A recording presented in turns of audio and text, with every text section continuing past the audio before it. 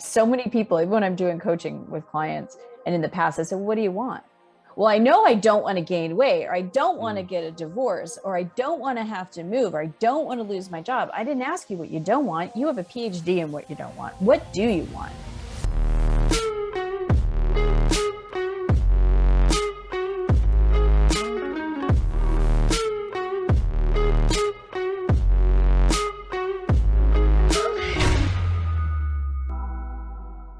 Okay, today's guest is a New York Times best-selling author, transformational leader, and she has appeared on the Today Show, The Morning Show, TEDx, the Hallmark Channel, and so many more. She's a teacher of the law of attraction and energy mastery. She teaches classes on personal development and meditation and does private sessions to help her clients feel more aligned with the divine design of well-being, abundance, and success.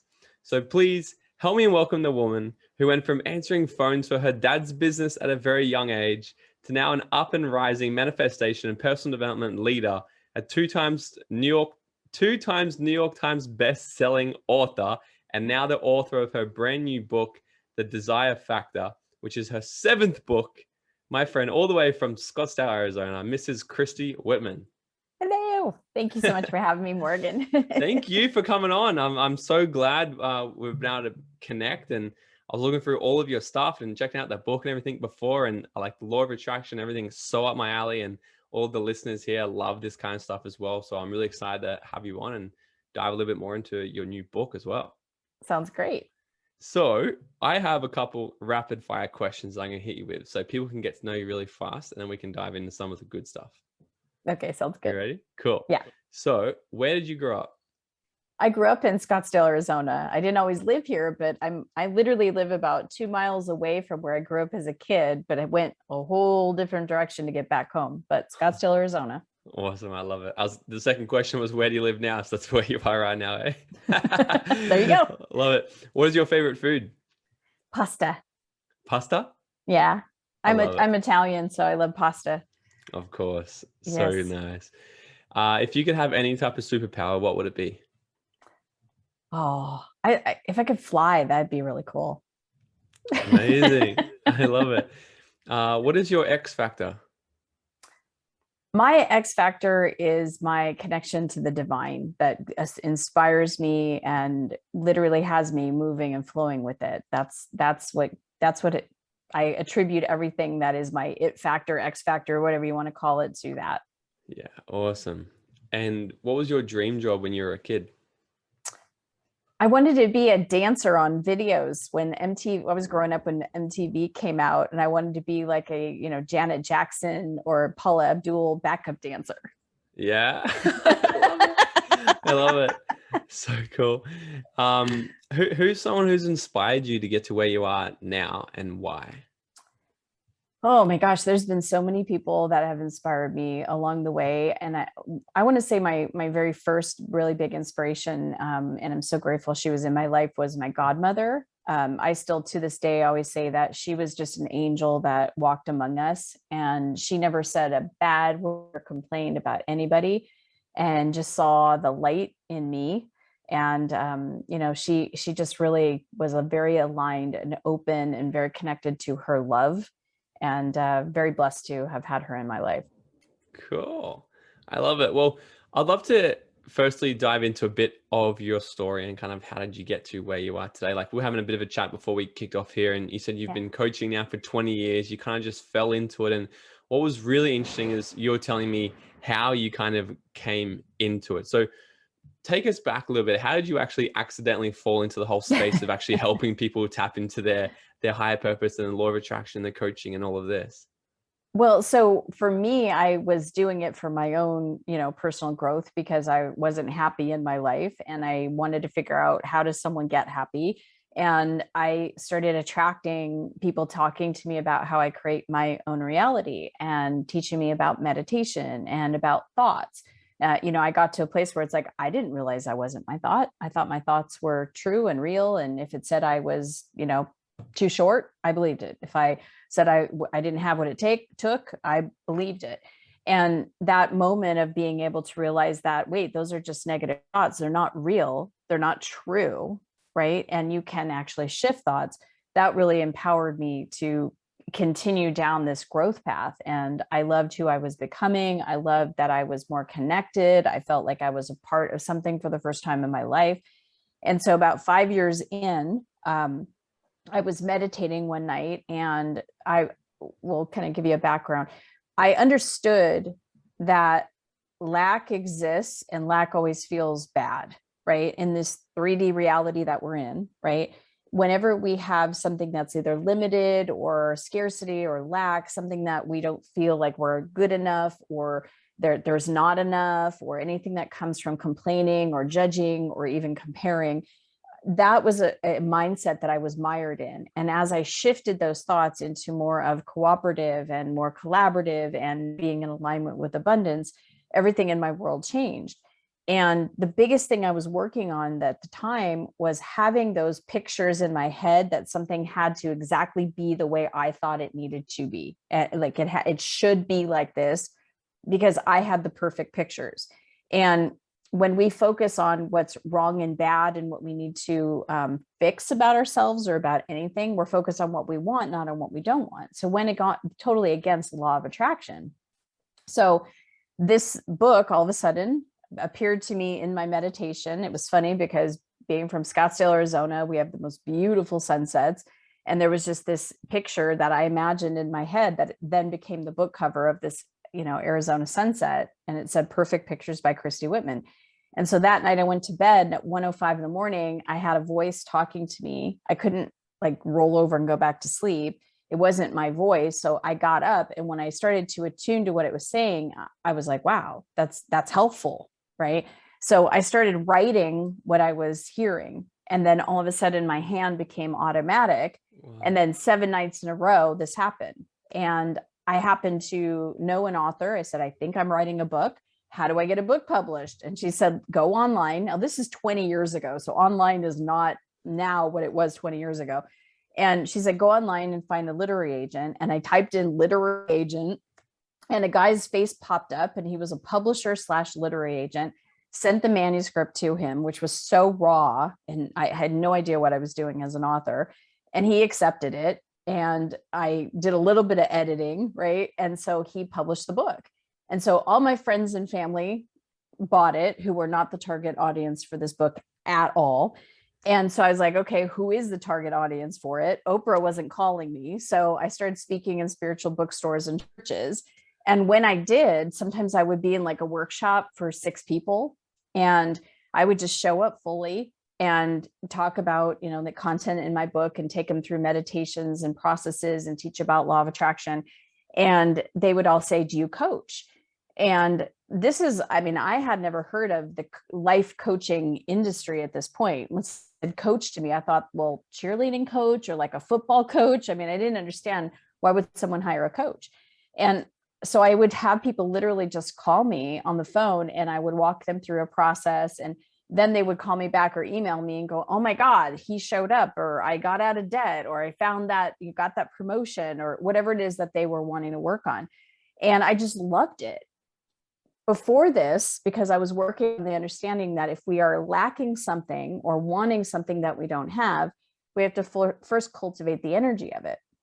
So it was around that time that I was noticing that I was a pharmaceutical rep, was making lots of money, but I totally felt out of purpose. I didn't feel in alignment with any type of purpose or passion. And that was for me what I was lacking. So I started to cultivate in my meditations that kind of connection and relationship with what it would feel like to have passion and purpose in my career. And that's what book came through, and coaching opened up, and speaking opened up. And I just started to follow that path. And then I had my first client who referred me my second client, and literally just started like wildfire. Yeah, I love this. Because one thing I talk about a lot is like, you can create whatever you want. You can manifest whatever you want, but you can't control the way you get there, and it's Right. like, once you declare, and it's like, this is what I want to create. I want to become this. I want to have this, or X, Y, B. That's set in stone. It's like, it's done. However, like the journey there, I feel like sometimes people try to control it. And what I love so much is like, you put that in place. The next minute, it's like you just follow your intuition, or you follow the guide, or you follow like what's like here's what you need to do. And it's like taking inspired action, right? Yes, So exactly. It isn't taking inspired action. yeah. So how do you know the difference, I guess, between inspired action and what, like, let's just call it like gritty Motive action? Yeah. motivate Yeah, I Yeah. talk about the distinction between inspiration and motivation. Yeah. Motivation comes from outside, and it's kind of like you're laying in your bed, you're like, okay, come on, get yourself up, get to the gym, get up, come on, get yourself up, you'll feel better when you get to the gym. You're like literally motivating yourself. Nothing wrong with that, right? Or someone else's come on, get up, you got to go to the gym, right? It's coming from outside of you, so to speak. It's like something you're having to do. Inspiration is like you wake up and you're like, I'm going to go to the gym, right? It's like you're inspired to move your body. You're inspired to, relieve the stress, whatever working out, going to the gym does for you. Or it could be going on a hike, or it could be, writing. It could be whatever it is that you're wanting to do. When you feel inspired to do it, it's like you cannot not take action. You just feel you're flowing with the energy that goes before you, and you're just the physical counterpart that flows with it. That's the difference, where it feels like, instead of like, come on, get yourself up, right? It's like, I just go. Yeah. Have you, through your years of coaching people on this, have you noticed that once the inspired action or the inspired thought comes to us, have you ever noticed people like still not take action due to fear or anything like that? Or what's the one thing that would stop someone taking action on what's been like here given to them? Oh, I see it all the time. And that's kind of the premise of the book, The Desire Factor, because when someone gets that inspiration, when we get that boom, that idea that we go, oh, wow, oh my gosh, right? Or we have that certain desire, that we feel that expansiveness by it, one of three things happens. Either we let that energy go and we're like, oh my gosh, I just love this, right? And then all of a sudden, an idea comes that we have to call someone, or we have to email someone, or we just want to write the idea down, right? We feel inspired to do something, even if it's closing our eyes and just feeling the connection with that and getting mental pictures with it. That inner action or outer action, action is action, takes, it creates even more energy. It creates and opens a pathway for it. The second way is someone gets inspired. They feel, ooh, that feels good. That's a great idea. And then nothing happens. Like, there's no movement. I mean, the inspiration comes through, but if it doesn't move you, the inspiration energy goes back to the source that it came from, because it needs us to co-create with it. And if the human being that just got the idea, it's been said for, I don't know, decades, that two people get an idea at the same time. One person receives it and does something with it, and the other person does nothing with it, right? And I don't know if that's true. It could be 10,000 people get the idea at the same time. But it's, what do we do as the human being determines the outcome that we're going to get, because you can't just be excited or have an impulse or an inspiration for something and then not take action, because we're the physical counterpart to the divine. Mm-hmm. And the third way, and it's really about what you're asking, is that someone might get an idea and go, oh my gosh, well, I can't do that. Who am I to do that? I don't know how to do that. That's never been done before. There's no way, that's impossible. I'm too young, I'm too old, I'm too fat, I'm too thin, I'm too, all of the excuses, and all of those things come from imprints, right? Because it's the mind that knows our past history. And from that limited mind, it then projects into our future what's possible for us. But anything's possible for us. We just have to believe it to be so. And that's where my growth started, when it was like, wait a minute, that thought that I'm too short, or that thought that I'm, that I'm never going to be happy, or whatever thought I was having, that's not true. And if I can change it, if I can challenge that, I have a different thought that actually feels good, that will create a different result. Well, then it makes sense for me to pay attention to my thoughts, or at least my emotions, to pivot the energy of it. So I'm not coming from lack and creating more lack, but I'm coming from abundance and seeing more evidence of abundance. Yeah. And one thing that I learned a while ago, and I did learn the hard way, when things do come to us like that, it's like they've come to us for a reason. And I was having this chat with Les Brown when he was on here, and we're having a chat. He's like, we've all been given, like, if you can see your dream, if you can see this in your head, it's been given to you for a reason to act on. And what I believe is that if we don't act on it, it's got a time limit. And like that energy, that download will actually go to someone else who's willing to act on it. And there's been things that I've thought of doing before. I'm like, oh, I've had this idea. I'm like, oh, that'd be great. And I'm like, oh, but I can't do that yet, blah, blah, blah. And I kid you not long after, I see someone else has actually done something the same, or if not so close to it. I'm like, damn. Yes. Like an interesting thing, even with this podcast, I started this podcast, my whole branding has been Dream Out Loud since the beginning of time. And I thought about starting a podcast about a year before I actually started it. And I put the idea out, like it came to me. It's like, create the Dream Out Loud podcast. I was like, oh, I'm not ready yet. I'm not sure if I have time. I'm not sure if I can do this, blah, blah, blah. And then when I was actually ready to do it, I searched it. I searched Dream Out Loud, and someone had actually already created the Dream Out Loud podcast. And it was only about 6 months earlier. Wow. So the idea literally came to me. I didn't take action on it, and I went to somebody else. Yeah. Long story short, I've just gone and actually create a much better one, and mine comes up on Apple before everybody else anyway. But I definitely learned that. So when we do get these thoughts, these dreams that come to us, like we've got to take action. And I've really created that habit now of taking massive, messy, imperfect action, like ready, fire, aim, like well before I'm actually ready, even if it doesn't make any sense. And that's when things just start to come into place, right?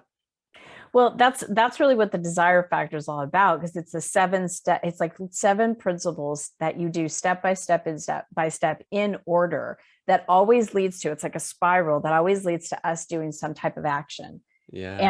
And, and we think of action as like, starting a podcast, or sometimes it's literally going within and shifting a thought. That's an interaction, but action is action. And when you take that action, if you're going to start the podcast, don't just do it kind of halfway. Like the fullness of who you are in that action, that life that you feel, that presence that you feel, that you take along with you, that's your creative component.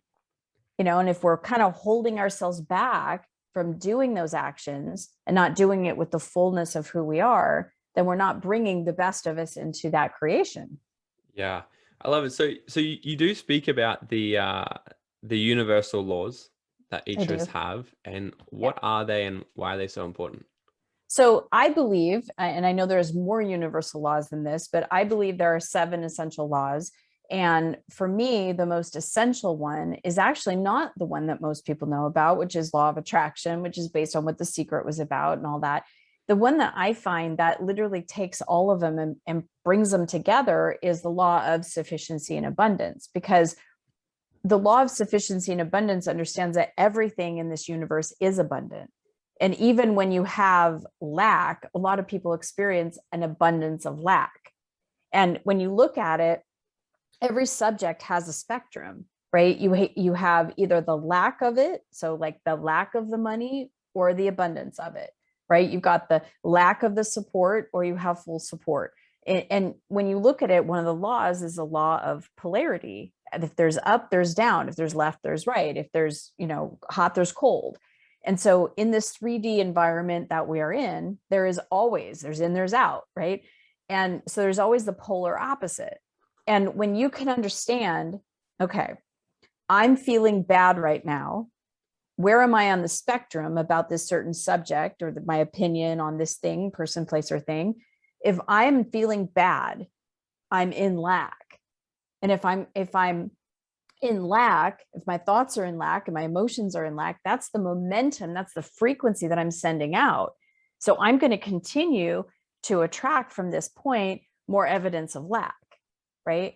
And so to understand that we can then pivot into abundance, where abundance, you have the fulfillment. It's like I was saying, I was lacking passion and purpose in my career. So I started to feel the fulfillment, the abundance of that energy. And when I did, I started to attract it. Now, I just didn't attract it and sat back. I did stuff. I got the download of the book and I put it in a document and I sent it out. And, I took action on it. But aligning with abundance first before we even take any action, right? Alignment is the first key to anything. Then you're creating momentum of abundance. Like whatever we impress on the inside gets expressed on the outside. So if you look at law of sufficiency and abundance like a spectrum.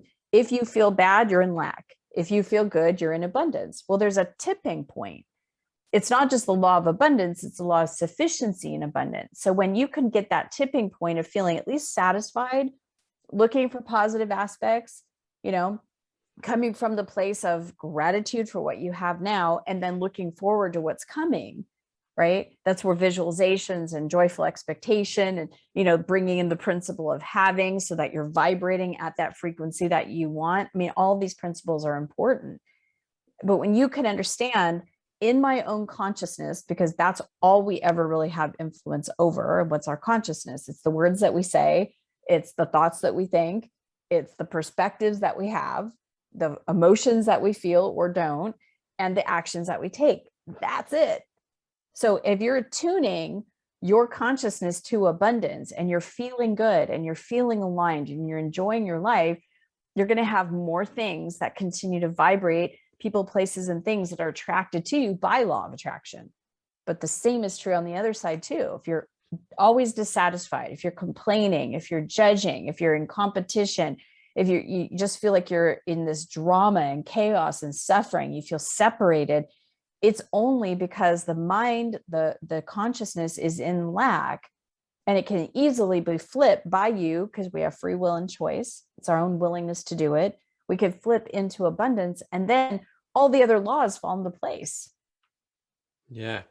So I'm sure there's so many people listening to this and they're either in a place right now or they have in the past where it's like, because I know I have, where it's like, it feels like everything's just happening to me.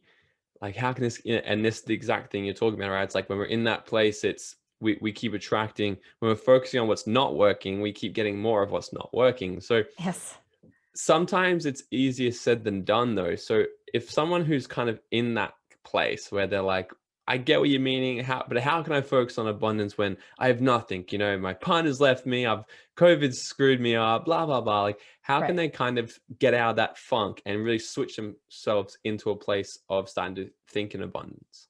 Well, first thing I say, and this is a process that I do still to this day, and it's really important because it'll shift your point of attraction, your point of focus all the time, is when you're noticing what you don't want, that's the time to ask yourself, number one, what do I want? Right? Because so many people, even when I'm doing coaching with clients and in the past, I said, what do you want? Well, I know I don't want to gain weight, or I don't want to get a divorce, or I don't want to have to move, or I don't want to lose my job. I didn't ask you what you don't want. You have a PhD in what you don't want. What do you want? Start focusing on your mind, your mental focus. That's the second principle, alignment and then focus. Where are you putting your focus, on what you don't want or what you do want? And if you start asking your question that, even if you feel like you're not clear on something, the best way to get clarity is to ask yourself, okay, I'm aware of what I don't want. What's the opposite of what I don't want? Right? I'm so tired of struggling with money. Okay, well, you know what you don't want. What do you want? I want to have flexibility and flow with money. I want to have security. I want to have abundance. I want to have fun, right? Now you know what you want. And that's the first point of focus. We have to change the mental in order to change the emotional, in order to change the whole entire physical and energetics, in order to attract something different. So you shift by saying, what do I want? And then the second question you ask yourself is, why do I want it? Because now this gets fun. Because if you're thinking of, wow, if I really had that relationship with money, right? If I had more money, that helped me feel this way, then I'd want that, because then I could be free. I could go take a trip if I wanted to. I could go on a shopping experience. I could go golfing. I could go to a spa. I could, I could save for my retirement. I could invest more in my business. I could start a foundation. I could give generously to the people that I want. I would just feel like, wow, I am so taken care of, right? Whatever the why is, that then just starts the emotion of it. So now you got your mental and emotion all focused in what you do want. And then the final piece is, what do you want? Why do you want it? How do you want to feel? Because ultimately everything that we want, whether it's a new house or a new car or a partner or better success in our business or better health, whatever we want, we all think that we're going to feel a certain way when we have it. And we've all learned from, generation after generation after generation, that if we want to feel success, we have to go get something and then try to feel the success. And how many times is that so empty? We go running after more money to go, that didn't give me all the peace and happiness and joy in the world. Maybe I need to make more. So then you work harder and do all these things to get there, or to get another accomplishment, or to hit another, have another book at the New York Times, or to have 10,000 more clients, or whatever the manifestation or the goal is. And when we get there, it's very short lived, because we're looking at that accomplishment, that goal, that thing to be our source, instead of really just be understanding that the success that we want to feel, or the abundance, or the well-being, or the love, it's there for us now. Everything is created in the outer reality that is a formed thing, or even an unformed thing, the space between camera and, my nose, all of its energy, and all energy carries a vibration. And that vibration is communication that comes from our consciousness, words, thoughts, perspectives, emotions, actions. It's what we're sending out that we then get back. So what do you want? Why do you want it? How do you want to feel? Identify. I want to feel success. I want to feel secure. I want to feel free. I want to feel fun. I want to feel, and then that's what you cultivate, because that's available to you right now in this now moment. We just have to tune to that vibration. Yeah, I love it. Is there a way to speed it up? Like what's the, like, what decides how fast you manifest something by? How clear your connection is to the vibration. That's one of the principles that's in the desire factor, is the principle of having. Because what always will happen, always, we get a desire, right? We're here and we go, oops, I have this desire, or I have this intention, or I have this wish, or this goal, whatever you want to call it, right? This thing I am in absence of, I desire it, it vibrates here, right? In order to receive it and to make it go really super fast, align with it. When you come to the vibrational alignment, it comes super quick. It's those that resist it. That's why it takes a long time. Or I have clients that say, I have been trying to manifest him for 15 years. I've visualized it a million times. I see my kids have names and we're walking on the beach together as a family. Where is he? Right? It's like, it's that, where is he? It's that impatience that's in lack. And when you're bridging that gap between being in the reality right now, where you don't have the physical thing or the form of the manifestation, whatever it is, when you have the feeling sense of it and the energetic connection to it, and that's consistent, it's like it's just a matter of time before it shows up, because I'm already feeling the flow of it. I'm already, experiencing the abundance of it, the success of it, the well-being of it. Then it must come. Now, it doesn't mean sit around and meditate all day and allow yourself to feel the connection. The inspiration will come, take that action, and take it with inspired action, and take the action, right? It's like you have to, it comes as fast as you allow it to come. We're the one that resists it. So it's all available and all for us. Yeah. It's very interesting. Yeah, because like I've studied this obviously for such a long time, and it was funny. It was probably like last year where I definitely did have thoughts, even thinking this stuff's not even real. Is because like, but I 100% manifested. I created financial freedom by 23 years old. I was living on the beach in Mexico, this place I manifested for years, and I made that happen. But then it couldn't seem to have manifested the next goals I wanted, like the income and everything.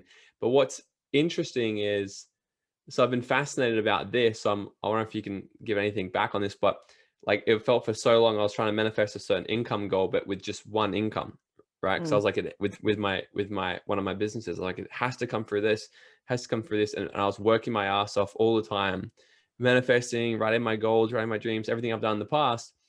And now, fast forward about a year from when I had the decision of going, it doesn't even work. I'm making more money than I've ever made before. However, I'm with multiple incomes, because what happened about a year ago, I felt really pulled to sort of go, okay, actually, you need to look over here. And I started doing this. So I look at it. So sometimes I do have the thought in my head, it doesn't even work, because I've gone and done it, but I'm like, well, actually, that shows that it has worked. I think I was just trying to control the journey, right? So where do you see, because I'm sure if I'm thinking and doing it, there's probably other people as well. They're so fixated on this one thing, like, how come it hasn't happened yet?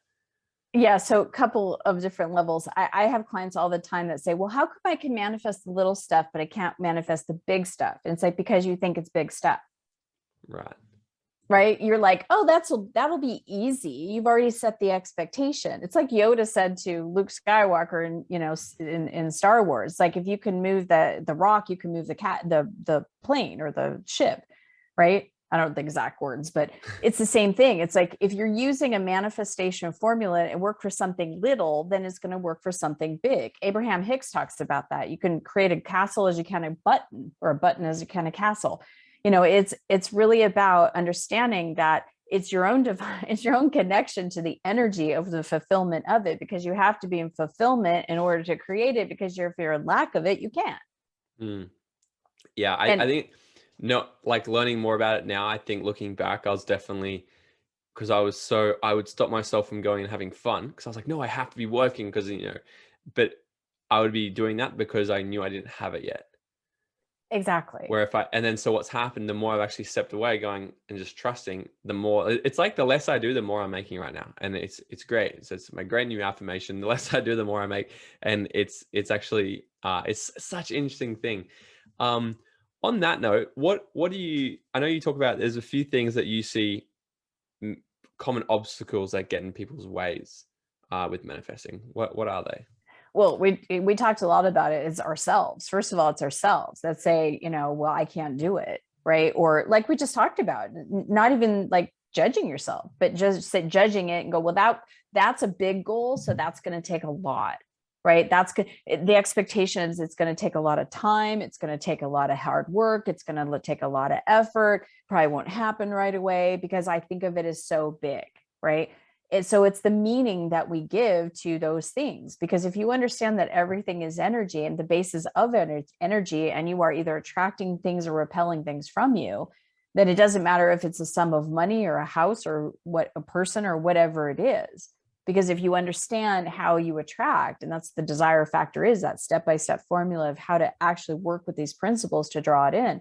So it's what we tell ourselves, what we expect, what we believe to be true. Again, it's our consciousness, right? What we say, what we think, what we perceive or believe, our emotions, and then the actions that we take.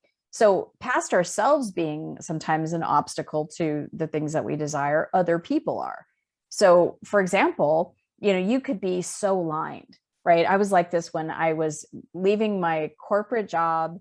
I was a sales training manager for a biotech company. I had the title, I had the salary, I had the corner office. And then I told my mom, I have quit, I've resigned, I'm moving up to Canada to be with my boyfriend. I'm starting my own coaching business. It'll be online, and I'm coaching on law of attraction. My mother, being 85, not understanding a lot of anything, especially has still to this day will ask me, now I'm happy, I wouldn't need a coach, right? It's like, no, it's not for people that are sad. Right. And then she doesn't understand the internet. She doesn't understand law of attraction. No matter how many times I've sat her down to watch The Secret, just doesn't get it. So she's coming from a place, I am an elevated consciousness that created this desire and the means to be able to say, I'm leaving corporate job and I'm pursuing my big dreams. I'm pursuing my desire to be a coach. And she's coming from a different level, not understanding where I'm at. And so every time I would talk to her, she'd be like, how's your business? Are things okay? It was like this panicky anxiousness of like, oh my God, and I'd be like, I'm great. But I had to understand that she's coming from fear because she worries, she doesn't understand. And when someone doesn't understand something, she could feel secure because I'm at a corporation. I have a place to go. I get a salary every 2 weeks, right? I have a title. She gets that. That makes her feel safe and secure. And so from the place of where she doesn't understand and she's coming from fear, she projects that. And then if we're not aware of it, I at least had enough awareness to go, okay, when I talk to her, she's going to be anxious. She's going to be in fear because that's where she just goes. So I need to make sure I'm connected to my abundance, to my purpose, to my why, to that feeling, so that I can feel solid, so that when her fear comes up, I can say, Mom, I'm all good. Everything's okay. I'm safe.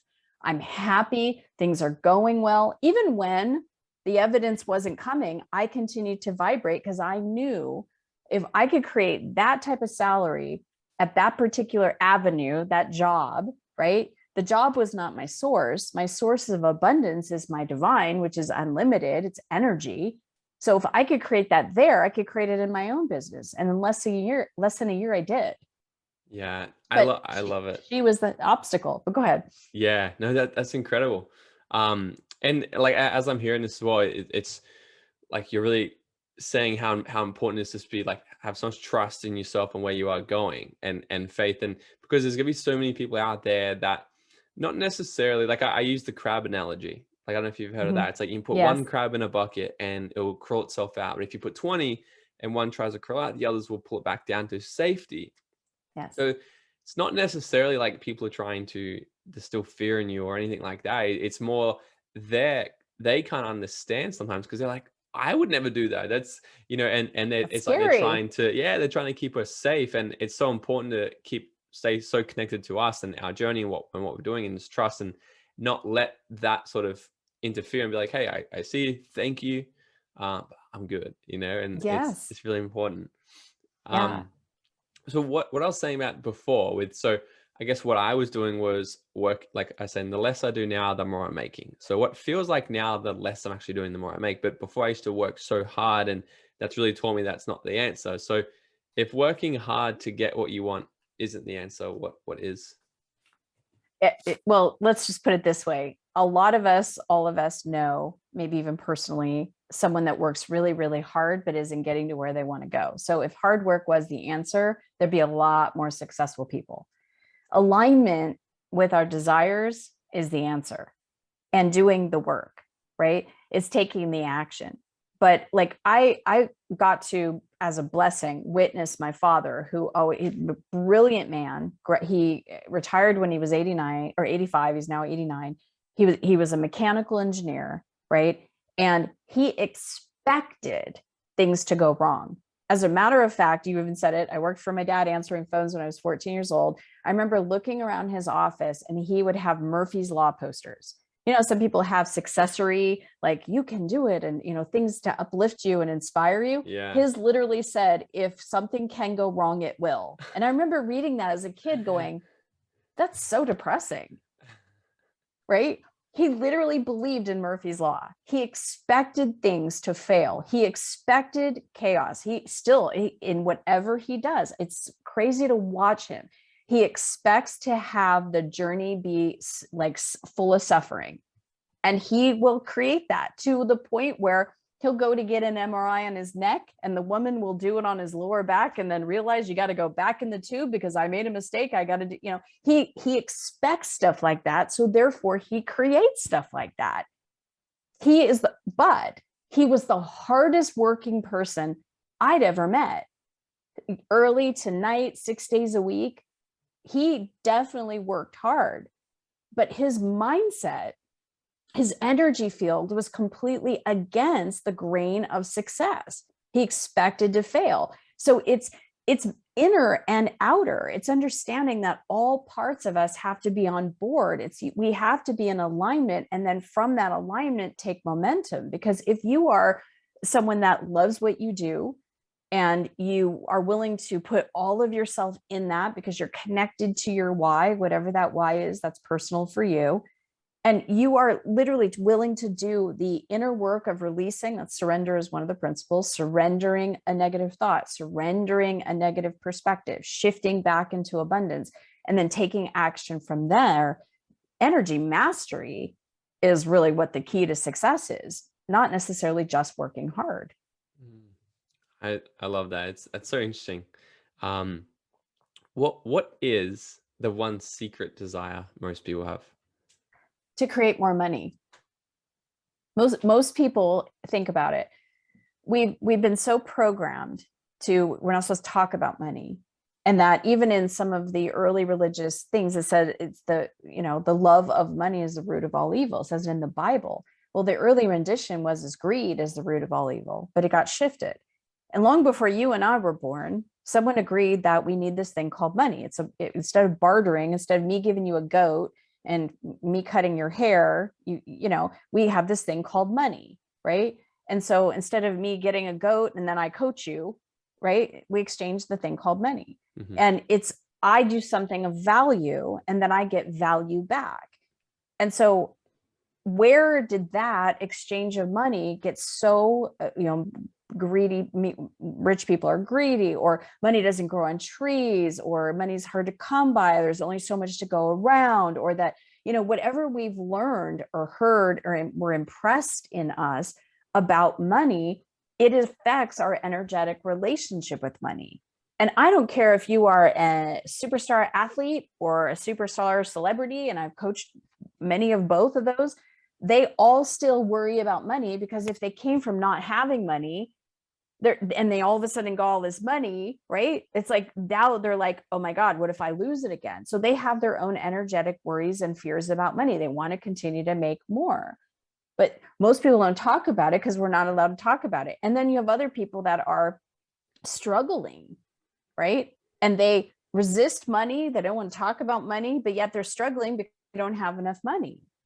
If we could all just create our own personal energetic connection with the source and understand that money is a byproduct of that source, of what we do in the world with our talents, with our gifts, with owning our value, that we would attract more opportunities. Because it's like you said, you could be in alignment and feeling abundant, and you get an opportunity. If the mind says, oh, that's not going to work out, what if that avenue could be another business for you? Right? It's having all of us in alignment, accepting in that abundance. That's our natural birthright. And when the secret desire that most people have that won't admit it is they want either to make more money, they want to get more money so that they can retire, they want to, attract a couple $1,000s, they could go on that trip. It's always about the money. But if you go even below the money, what is the money going to give you? Most people, I said this at a speaking engagement, I'm like, most people don't want bags of money. Is that what you want? And they all went, yes. Like, you want what the bags of money will give you, either the sense of freedom or the security or the adventure or the fun. And that's the energy that we have to vibrate in, and then do our best work in taking action to attract more of it. Yeah. And I know it's a lot over in the States, because I do a lot of business in the States as well. So I can totally understand the mindset over there. It's very different to in Australia, and it does come to money, but it is a kind of like global belief, that thing. It's like money is the real evil, or sometimes people can think, and all rich people are bad. But here's the thing that shifted for me so much when I was younger, when I really started getting to the entrepreneur journey, was all money does is amplify who you are already. So if you're a shitty person, you're going to be even shittier. So like, I think we all do know people who are really wealthy and just big assholes. It's like, it's got nothing to do with money. It just made them a bigger asshole. And then look at somebody like a Oprah Winfrey, like how much good has she done with the money that she has, and it's just that. So when people come to me and they've sort of got a hang up on that, it's like, you're looking at the wrong thing. It's like, if you were to put work into, and you work on yourself, and you develop yourself, and you become a better freaking human, then by law, you're gonna do a lot better when you have a lot more money. You're right. It is absolutely an amplifier. And if you change the perspective that I got to attract money in order to survive and to pay the bills, and you come from a different perspective that I want to attract money so I can have fun. These are like fun coupons, right? It's a totally different perspective. Well, money, here's the great thing about money. This is what I love about working and understanding money and mastering my own energy, is that unlike another human being that you're in a relationship with, because everybody's in a relationship with everything in this universe, you have a relationship with money, you have a relationship with plants, animals, they're different levels of relationships, but your own relationship with your money is totally independent on you, because money doesn't have an opinion like another person. Money doesn't have imprints. Money doesn't go, I like Morgan, don't like Christy, I'm going to flow to Morgan, not to Christy. It doesn't have it. It's green energy. It goes where it is welcomed, where it's appreciated, where it's loved. Wait, the Bible said it's the love of money. That's the root of all evil. Well, if love is the highest vibration in the universe, and you are loving what you can do with money, whether it's start a foundation or being able to provide generously to the people that you love, or continuing to put money into your business so you can create more impact. How is any of that bad? Yeah, I love it. Christy, this has been absolutely amazing having you on. So glad we could connect and meet, and this has been so freaking valuable. Where can everybody find you, get your book, and follow your journey? Well, thank you so much. So my main website is christywhitman.com. Anywhere you spell it, you'll get there. I do have a gift. For years, people have been asking me, like, how do you start practically applying this? How do you literally shift your consciousness? And the first thing I'd say is watch your words. So I created a 30-day free video program. You can go to watchyourwords.com. It's a great way to get started with the work. And you get a video every day. It's like 2 to 4 minutes. It tells you what word or phrase to absolutely eliminate out of your vocabulary because it's rooted in lack, why, what to say instead, and then you start shifting. It's amazing. So it's watchyourwords.com. I'm all over Instagram, all that kind of stuff, but the desirefactor.com or Amazon or any place you want to go is where you can get the book. Awesome. So Yeah. awesome. Thanks so much. And to wrap this up, I've got one final question for you. Are you ready? I am. If you were to go back to your 18-year-old self and give her 30 seconds of advice, what would it be? Just love yourself, have fun, just be kind, align with light, you're loved and supported, just relax.